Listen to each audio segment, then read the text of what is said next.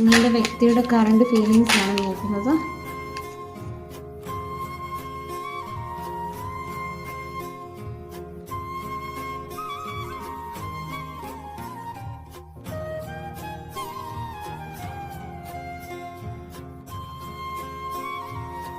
ഇവിടെ നിങ്ങളുടെ വ്യക്തിയുടെ എനർജി നോക്കുമ്പോൾ നിങ്ങളുടെ വ്യക്തി ഈ ഒരു റിലേഷൻഷിപ്പിൽ നിന്ന് പോയ ഒരു വ്യക്തിയായിരിക്കാം.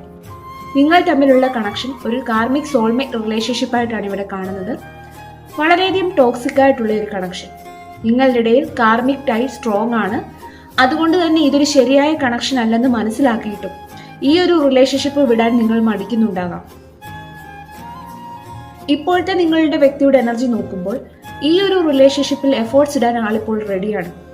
മുൻകാല പ്രശ്നങ്ങളെല്ലാം പരിഹരിച്ച് നിങ്ങളുമായി ആഴത്തിലുള്ള അറ്റാച്ച്മെന്റ് ഉണ്ടാക്കാനായി ആഗ്രഹിക്കുന്നു.